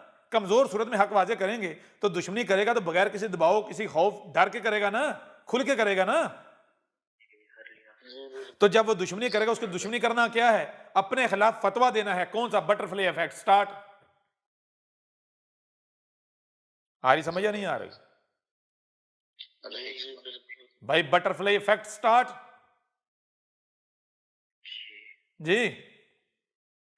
जी उस्ताद जी, बिल्कुल वाजे हो रहा नहीं हो रहा? बेहतरीन। इस बटरफ्लाई इफेक्ट की छोटी सी मिसाल आपको दे देते हैं। जी उस्ताद जी। रब खुद अपने आप को कहता है कि चल माजी में लेकर चल खुद को। कहां लेकर चल? माजी में लेकर चल, जब और था, तू और मैं था, तू और मैं था। अब उस माजी वाले वजूद को इस वक्त सामने रख, यानी गोया कि तू मैं नहीं, तू एक इंसान है, तू एक इंसान है। और इस वक्त क्या मनाजर देख रहा है? वो जो मौलवी लंगड़ा था वो मरा। वो कैसे मरा? वो कत्ल हुआ, वो आपको पता है जी। जी उसको स्लो पॉइजन से मारा गया, ठीक है जी जी। अब वो मरा है और उसका जनाजा होता है बहुत बड़ा। तो रब कहता है बतौर इंसान जरा देख ये क्या है। तो आगे से इंसान बैठकर ये कहने पर मजबूर हो जाता है कि ए रब ये माजरा क्या है, ये माजरा क्या है। तो आगे से रब कहता है, पूछता है, तू ये बता ये कह क्या रहे हैं, ये क्या रहे हैं? तो क्या रहे हैं? आगे से फिर वो जो इंसान है वो ये कह रहा है कि ए रब ये तो ये कह रहे हैं मन सब्बा नबीयन फक्तलूहु, मन सब्बा नबीयन फक्तलूहु। क्या कह रहे हैं? मन सब्बा नबीयन, मन जिसने भी सब्बा बुरा कहा, गाली दी, कज़ाब कहा, ठीक है, सिर्फ महज जबान की बात हो रही, अमल दूर की बात है, अमल दूर की बात दूर की बात है, यहां तक कि अगर जबान से भी ये कहा ना, यानी गाली दी, बुरा कहा, कोई तोहमत लगाई, कोई मलामत की, तो उसकी सजा। और किस पर? नबीयन, लफ्ज नबी के ऊपर दो जबरें, यानी जो नबीयीन होते हैं ना, नबियों के पीछे से पीछे जो सबसे पीछे नबी होता है, कौन सा होता है? रसूल। रब खुद जब जलाल मुबीन होती हैं तो रसूल आता है। कौन होता है? खातमन नबीयीन जो होता है, नबीयन, जो जितने नबी हैं उनके पीछे पीछे जाएं। यानी जब नबियों का सिलसिला शुरू होता है, जो सर्कल है, तो सिलसिला कहां से स्टार्ट होता है? किससे स्टार्ट होता है? नबी या कौन होता है? रसूल। रब खुद जब जलाल मुबीन होती हैं तो रसूल आता है, रब आता है। तो ये क्या कह रहे हैं? मन सब्बा नबीयन, यानी जिसने रसूल को, जो खातमन नबीयीन होता है, जब जलाल मुबीन होती हैं तब आता है। यानी ईसा जिसका वादा किया था, जिसने आना था, जिसने उसको गाली दी, उसके ऊपर तोहमत लगाई, मलामत की, उसको बुरा कहा, उसकी सजा क्या है? उसको कत्ल कर दो। उसको क्या कर दो? कत्ल कर दो। तो आगे से रब पूछता है, अब जरा हमें एक सवाल का जवाब दे जी। तो रब पूछता है, क्या हमने नबीयन, जो रसूल है, नबीयन है, भेज दिया? हाँ यार, अब भेज दिया। तो पूछा, हम रसूल किस लिए भेजते हैं? क्या इसलिए भेजते हैं कि उसको गालियां दी जाएं, उसकी तौहीन की जाए, उसकी तहकीर की जाए? रसूल कौन है? ए रब, तू खुद होता है, तू खुद आता है बशरी सूरत में। तो कहा कि जब रसूल को, यानी हमें गाली दी जाए, हमें बुरा कहा जाए, हमारे पर तोहमत, रब पर तोहमत लगाई जाए, तो क्या रब बेगैरत है? जी नहीं। तो पूछा, क्या आज हमने रसूल भेज दिया या नहीं? आज हम खुद आ गए या नहीं? तो कहा, हाँ यार, अब तू आ गया। तो पूछा, बता, क्या हम इसलिए आए कि हमारी तौहीन की जाए, हमें गालियां दी जाएं, बकवासात की जाएं, हमारे साथ दुश्मनी की जाए? जी, हम इसलिए आए? नहीं ना। तो अगर ऐसा किया जाएगा तो ऐसा करने वालों के साथ हमें क्या करना चाहिए? कहा, अगर हम सजा देंगे, अगर हम सजा देंगे तो कहेंगे, ए अल्लाह, ए रब, हमने तो छोटी सी गाली ही दी थी, इसकी इतनी बड़ी सजा? जी, अगर हम सजा देंगे तो ये चीख उठेंगे कि ये बहुत बड़ी सजा है, तू जालिम है। तो ये माजरा ये है, हमने रसूल भेजा और इन्होंने क्या किया कि हमने रसूल इसलिए भेजा कि इसकी तौहीन की जाए, इसको गालियां दी जाए, तोहमतें मलामतें, गैरत को ललकारा जाए। हमने रसूल भेजा, इन्होंने हमारी गैरत को ललकारा। तो हमने कहा कि ऐसा करो, तुम खुद ही अपनी सजा तजवीज कर लो, ताकि बाद ये ना कह सको कि यह सजा बहुत बड़ी है। तो कहा, ये जिसकी लाश पर जमा है, इसने क्या नारा लगाया था? क्या कहा था इसने? हमने इस तक हक पहुंचाया था इस गधे के बच्चे की तरफ, इसके ऊपर वाजे किया था, इसको जब जेल में लेकर गए थे। समझ आ रही नहीं आ रही? और इसको बताया था, इसके ऊपर वाजे किया था कि गधे के बच्चे, तुम जो नबीयीन हो, जो मुलाटे हो, तुम्हारा मकसद क्या था? जलाल मुबीन जब गुमराहियां थी, तुम्हें सिर्फ इसलिए जिंदा रखा था कि जब हक आए, सच्चा आए, तो तुमने उसकी तस्दीक करनी है। क्यों? अवाम, गधे जो हैं वो तुम्हारे पीछे चलते हैं अंधों की तरह। तुम्हें इसलिए जिंदा रखा हुआ था। अब अगर तुम इस जिम्मेदारी को पूरा नहीं करोगे तो तुम्हारी जरूरत है दुनिया में? और उल्टा तुम दुश्मनी करोगे, गैरत को ललकारोगे, गाली दोगे, बकवासात करोगे, तोहमतें मलामतें लगाओगे, चलाकियां करोगे, तो बताओ फिर तुम्हें सजा क्या देनी चाहिए? हम इस लंगड़े से भी पूछा था, बता, मन सब्बा नबीयन, क्या सजा उसकी? तो इसने खुद कहा फक्तलू हो, और इसने सिर्फ यही नहीं कहा फक्तलू हो, इसने कहा हु के ऊपर हु की जरब लगाओ। किसी आम गुस्ताख को नहीं मारना, किसी आम गुस्ताख रसूल को नहीं मारना, उस गुस्ताख को मारना है जिस गुस्ताख को मारने से उस गुस्ताख के पीछे जो चलने वाले हैं, उसके जो फॉलोअर हैं, जब बाकी जितने गुस्ताख हैं उनकी रात की नींद हराम हो जाए, वो रात को सो ना पाए। समझ आ रही नहीं आ रही? बेहतरीन, जबरदस्त। हमने इसे कहा था अपनी सजा खुद तजवीज कर ले। तो गुस्ताहे रसूल कौन है, रसूल कौन है, ये तय करेंगे, ये रब तय करेगा। रसूल इंसान लाते हैं, इंसान भेजते हैं, रब भेजता है जी, रब भेजता है। रब भेजता है ना। अब इंसान अगर किसी को रसूल कहें तो क्या रब इंसानों की मान लेगा? बिल्कुल नहीं। जी, रसूल तो वो है ना जो रब की नजर में है। तो रब की नजर में रसूल कौन है? आए दुनिया की कोई ताकत अहमद ईसा को कजाब साबित करे कि अहमद ईसा वो ईसा नहीं है जिसका इनसे वादा किया गया था। अगर साबित नहीं कर सकते, कजाब साबित नहीं कर सकते, तो फिर ये कौन है? रब की नजर में कौन है? कजाब है या रसूल? जब रसूल है तो रसूल की तौहीन करने वाले की सजा क्या होनी चाहिए जी? और उस लंगड़े ने क्या कहा? उस लंगड़े ने कहा हु के ऊपर हु की जरब, यानी किसी आम गुस्ताख को नहीं मारना, जो सबसे बड़ा गुस्ताख है आज का उसको मारना है। और उसकी नजर में सबसे बड़ा गुस्ताख कौन सा है? कौन है?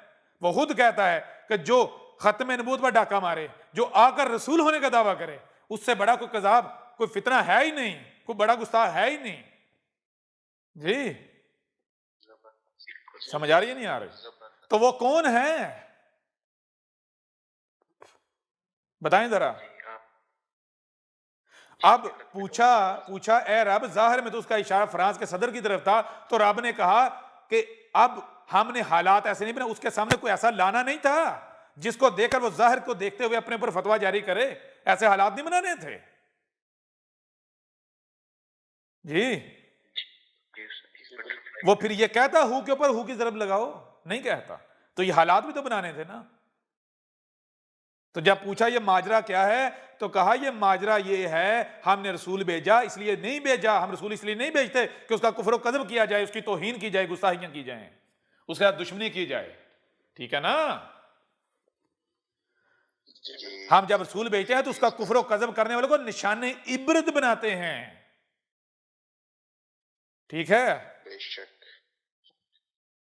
तो हमने इनको कहा है कि रसूल की जो गुस्ताही करने वाले हैं, जो रसूल के कुफ्र कज़ब करने वाले, उनकी सजा क्या होनी चाहिए खुद तजवीज कर लो।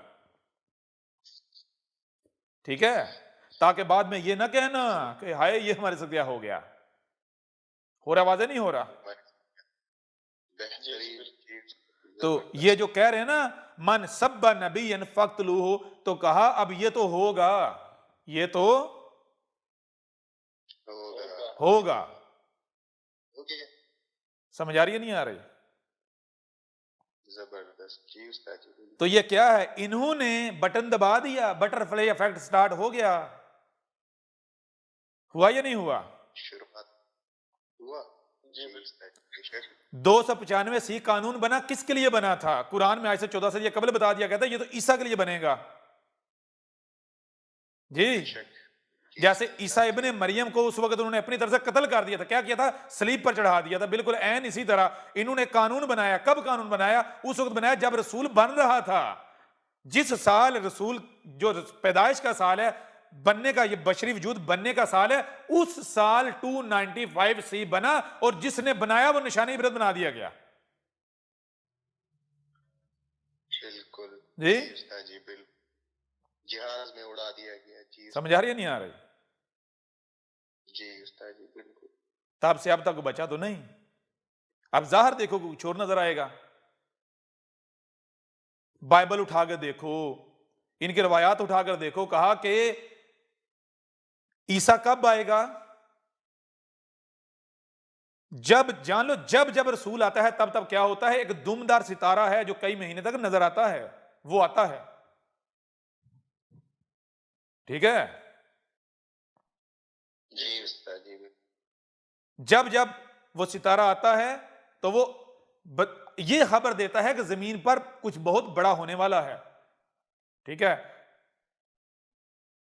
जी उस्ताद जी। रब के काम का आगाज और इख्तिताम होने जा रहा है। एक नया सर्कल शुरू होना जा रहा है। रब के पिछले अमर का एंड और नया अमर स्टार्ट होने जा रहा है। जबरदस्त। ठीक है जी? बेहतरीन जी हर रसूल की पैदाइश के वक्त उधर से रसूल मां के पेट में बन रहा है और उधर से वो दुमदार सितारा जो है वो तुलू हुआ है। वाह, ठीक है, जी उस्ताद जी बिल्कुल। आज आप गूगल में जाकर सर्च करें, आपको मिलेगा कि 1986 में 1987 में एक दुमदार सितारा आता है, और वो कौन सा सितारा है? गूगल उठाओ, विकिपीडिया में जाकर तलाश करो, वहां बताया जाएगा कि ये वो दुमदार सितारा है जो उस वक्त अपीयर हुआ था जब ईसा इब्न मरियम की पैदाइश हुई थी।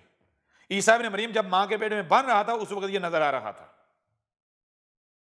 ये वो है जो 1986 में नजर आया। ठीक है, जबरदस्त बिल्कुल। गूगल उठा के देख लो, विकिपीडिया में जाओ। हमने तो नहीं लिखा, वो तुमने खुद अपने हाथों से लिखा ना, और कहा ये इब्राहिम की पैदाइश के वक्त भी नजर आया, ये हर रसूल की पैदाइश के वक्त नजर आया, और फिर एक कॉमेट जो है दुमदार सितारा 2020 में नजर आया है, और कहा ये वो सितारा है जो तब नजर आया जब जब लोगों रब ने उन कौमों को हलाक किया जिन्होंने रसूल का कुफ्र कज़ब किया। जब कौम नूह पर अजाब आया उस वक्त भी अपीयर हुआ। जबरदस्त। समझ आ रही नहीं आ रही? जब ईसा बिन मरियम को सलीब पर चढ़ाया गया उस वक्त, जब आले फिरौन को गर्क किया गया उस वक्त भी, जब कौमे आद और कौमे सबूत उन कौमों को हलाक किया उस वक्त भी नजर आया। और वो जो दुमदार सितारा है वो कब नजर आता है? 2020 में। समझ आ रही है नहीं आ रही? जबरदस्त जी उस्ताद जी बिल्कुल, अपने हाथों से लिखा है। गौर करने वाली बात है, 2020 में ही क्यों, 1986 में ही क्यों? बात समझ आ रही है भी नहीं आ रही? बेहतरीन जी उस्ताद जी, सबूत है। तो रब आगे से कह रहा है कि ये क्या माजरा है? ये माजरा है जो दिखा रहे हैं। रब कह रहे हैं कि इनसे ये पूछो कि तुम किसी एक जरिए से, किसी एक तरह से साबित कर दो कि ये हमारा भेजा हुआ नहीं है, ये कज़ाब है। किसी एक जरिए से साबित कर दो जी, किसी एक पहलू से साबित कर दो। और जो तुम जिस पहलू से भी देखोगे, गौर करोगे, देखोगे, तुम्हारे सामने यही आएगा कि ये तुम्हारे रब का भेजा हुआ है, ये तुम्हारा रब है। हर तरफ से। और तुम लोग क्या कर रहे हो? अहमद ईसा की गुस्ताही नहीं कर रहे, आप मुलाटो है, मुसलमानों, मुसलमाटो जी। बिल्कुल। तो जो रसूल की गुस्ताही करे, तो हीन करे, रब की गैरत को ललकारे, तो रब क्या बेगैरत है? रब ने छोड़ेगा? तो रब ने कहा खुद अपनी सजा तजवीज कर लो, अपनी सजा खुद तजवीज कर लो। तो वो सब कह रहे हैं, सब कह रहे हैं मन सब्बा नबीयन फक्तलूहु, मन सब्बा नबीयन फक्त। और गधे के बच्चे देख ही नहीं रहे आगे लाश किसकी पड़ी हुई है। उसने भी यही नारा लगाया, उसने भी यही नारा लगाया। जी। बिल्कुल। और उसने सिर्फ ये नहीं नारा लगाया, उसने कहा हु के ऊपर हु की जरब लगाओ। तो रब ने कहा ठीक है, जो सबसे बड़ा गुस्ताह है, गुस्ताहों में जो सबसे बड़ा गुस्ताह है, हम उसे ही मारेंगे। उस गुस्ताख को मारेंगे जिसको मारने से बाकी जितने गुस्ताह हैं उनको रात को नींद ना आए, सो ना सकें। तो बताएं कौन मरा और किसके मरने से कौन है जिनकी नींद हराम होगी, सो ही नहीं पाए। और मरा भी शाम के वक्त, रात को नहीं सो पाए। होता दिन को मरता, दिन को गम थोड़ा कम होता, रात को सुकून से सोते जी। जबरदस्त। आ रही समझ या नहीं आ रही? यह है बटरफ्लाई इफेक्ट। ओ भाई हमें कुछ करने की जरूरत है? हमने तो वो जो पहले दिन किया था वो कर दिया, वहीं से स्टार्ट हो गया बटरफ्लाई इफेक्ट। और जो भी आता है, दुश्मन आए, मैदान में आए, कहा तो है कहां कहां से पकड़ेंगे तुम सोच भी नहीं सकते जी। बेशक। वाजे हो रहा नहीं हो रहा?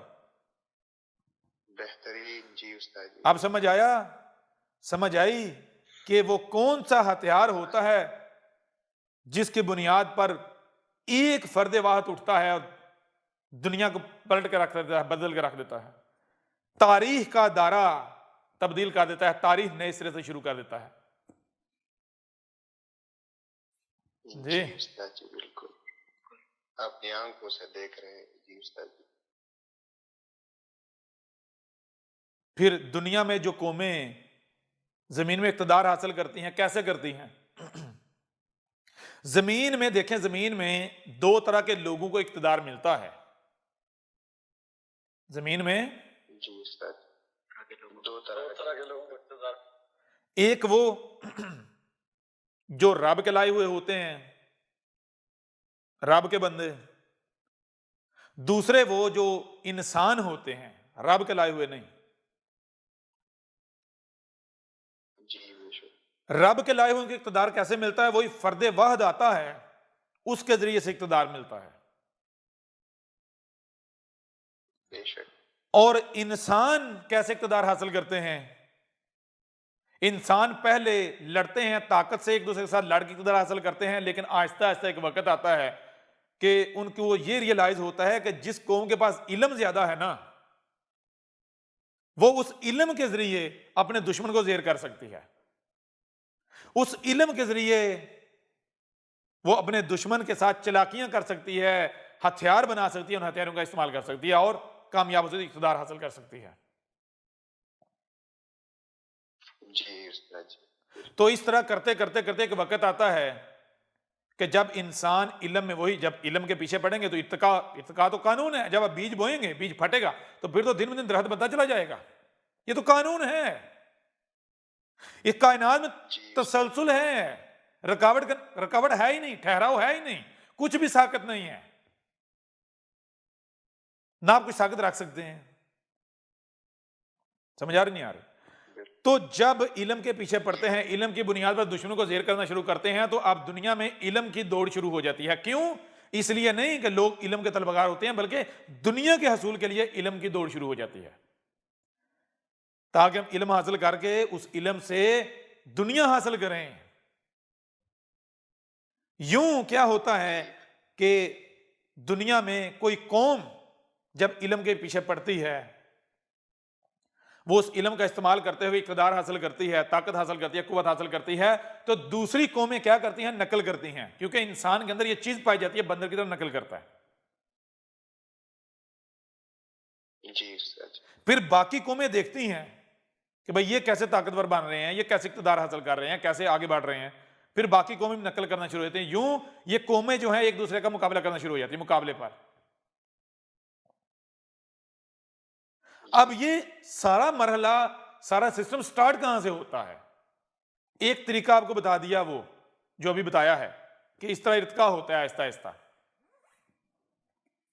जी उस्ताद, अब मौजूदा दौर में क्या हुआ? मौजूदा दौर में या एक वक्त ऐसा आता है कि जब लोग इस इर्तिका से नहीं गुजरना चाहते, वो खुद इर्तिका करते हुए एक ऐसी स्टेज पर पहुंच चुके होते हैं कि वो कहते हैं यहां से शॉर्टकट लिया जाए। ठीक है ना? तो वो क्या करते हैं, जब कौमों में रेस लगती है तो कौमें क्या करती हैं? कौमें फिर तारीख को स्टडी करती हैं कि तारीख में कैसे कौमों को कैसे अरूजो जवाल हुआ, अरूज कैसे मिला और जवाल पजीर कैसे हुई। तो तारीख बताती है कि जब भी कोई कौम खड़ी होती है तो वो कौम इल्म की बुनियाद पर ताकत हासिल करती है, गलबा हासिल करती है। जब कोई कौम इल्म के मैदान में सफर स्टार्ट करती है तो बाकी कौमें नकल करना शुरू कर देती हैं, यूं मुकाबला शुरू हो जाता है। ठीक है ना? अब जब कौमें मुकाबले पर आ जाती हैं तो एक दूसरे से खौफ महसूस करती हैं। क्यों? कि हर कौम को यह होता है कि दूसरी कौम जो है, दूसरे जो हैं, वो कहीं इतने ताकतवर ना हो जाए कि कल को हमें कुचल दें। यूं जी उस्ताद, मामला जंगों की तरफ भी जाते हैं, इख्तिलाफात की तरफ जाते हैं। यूं तारीख बताती है कि आहिस्ता आहिस्ता करते करते दुनिया में एक ही कौम सुपर पावर बनती है। वो कौन सी कौम? जो बाकी तमाम कौमों से आगे निकलती है। कैसे? कि वो दुनिया से दिमाग इकट्ठा करती है, वो ऐसा निजाम बनाती है कि जिससे दुनिया में जो ज़हीन लोग हैं उनको इकट्ठा करती है, उनके दिमागों का इस्तेमाल करते हुए वो आगे बढ़ती है, वसाइल असबाब क्रिएट करती है, उन वसाइल असबाब की बुनियाद पर वो दुनिया में ताकत हासिल करती है। अब दुनिया में कोई भी कौम उसका मुकाबला नहीं कर सकती जब तक कि वो बाकी कौमों को जेर रखे।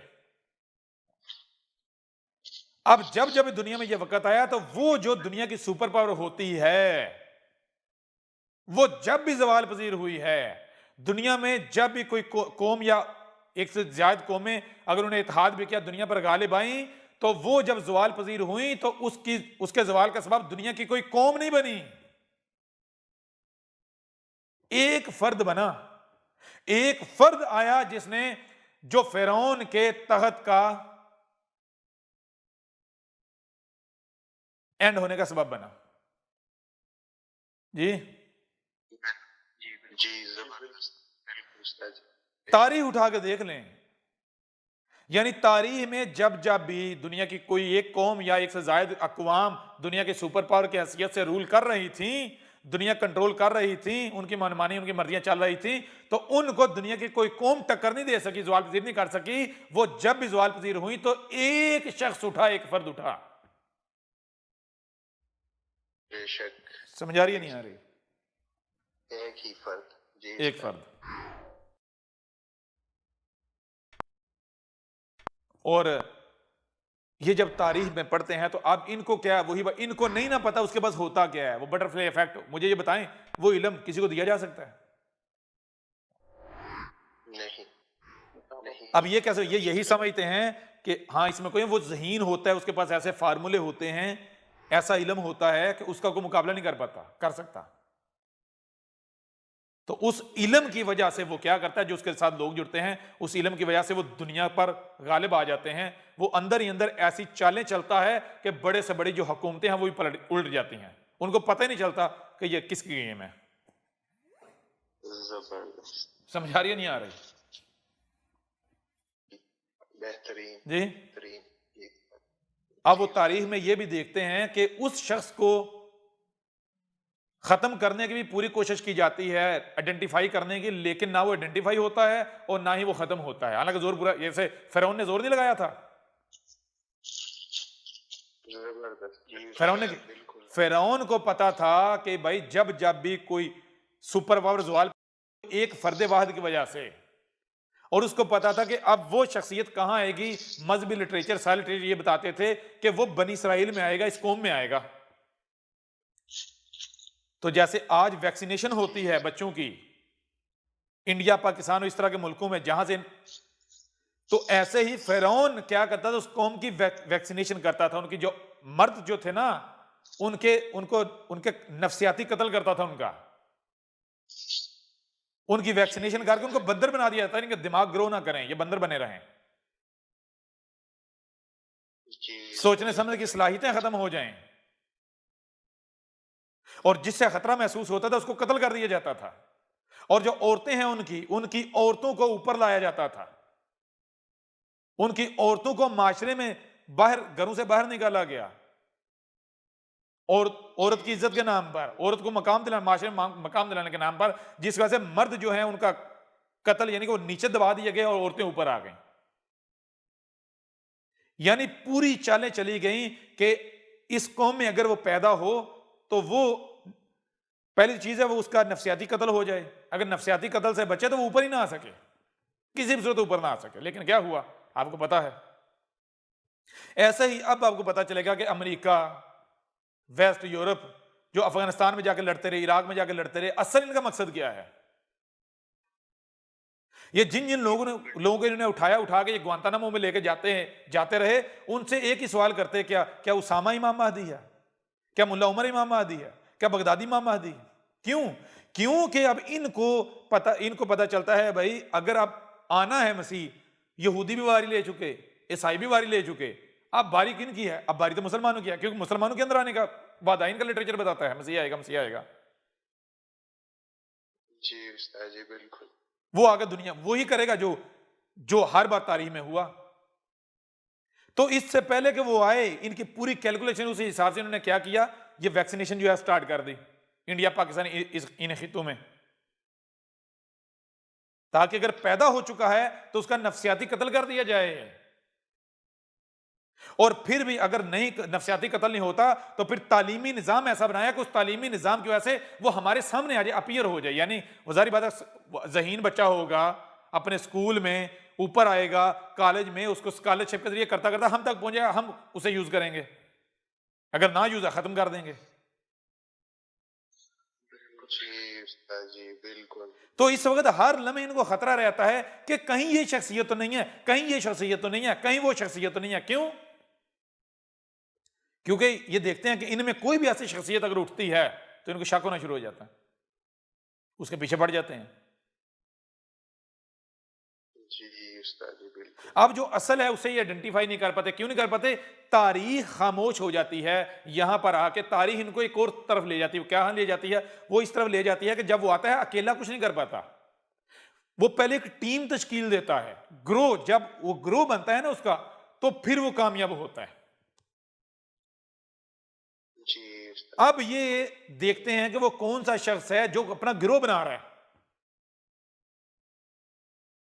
समझ आ रही नहीं आ रही?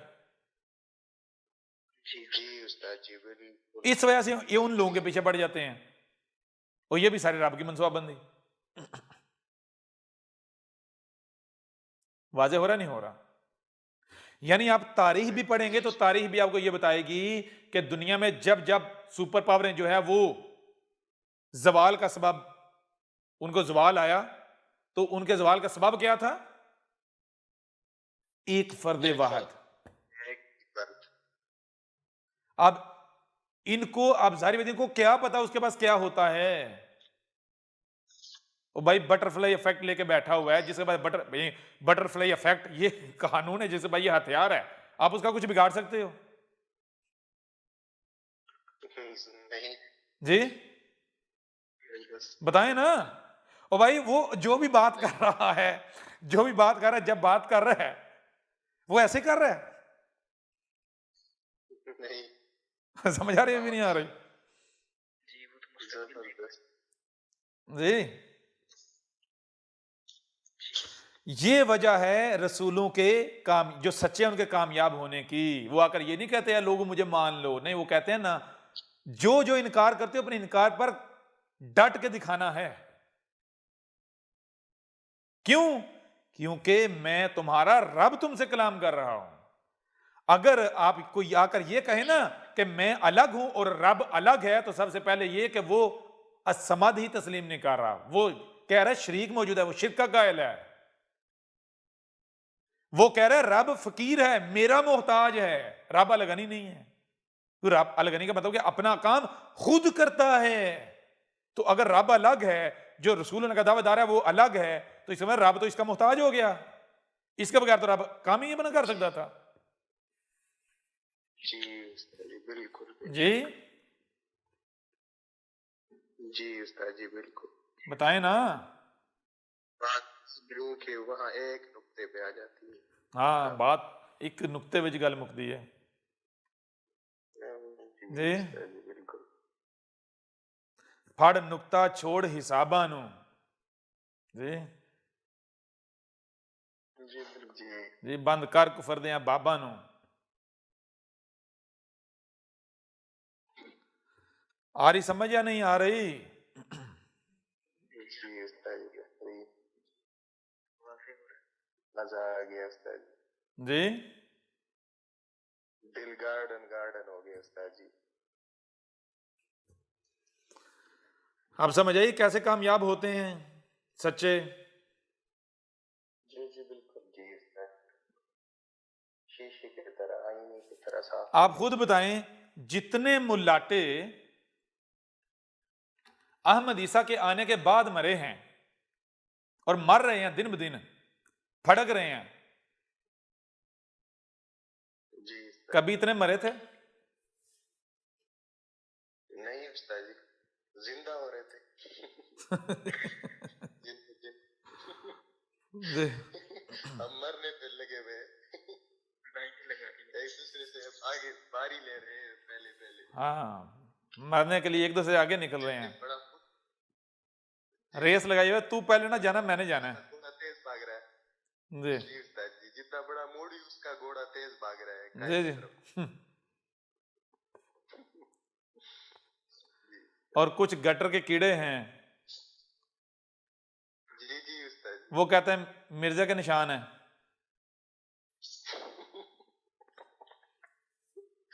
मिर्जा के चुटकुले। जी कुछ फायदा हुआ या नहीं हुआ? अहमद ईसा कौन है? क्या आप अहमद ईसा को जानते हैं? अहमद ईसा वो है जिसने उन बातों पर से पर्दा उठाया है जिस पर आज हर कोई इख्तलाफ कर रहा है। हक और बातिल की पहचान अब इंतहाई आसान। आज ही अल किताब को डाउनलोड करें। मजीद वीडियोस के लिए अहमद ईसा के YouTube चैनल को विजिट करें और चैनल को सब्सक्राइब करना मत भूलिएगा।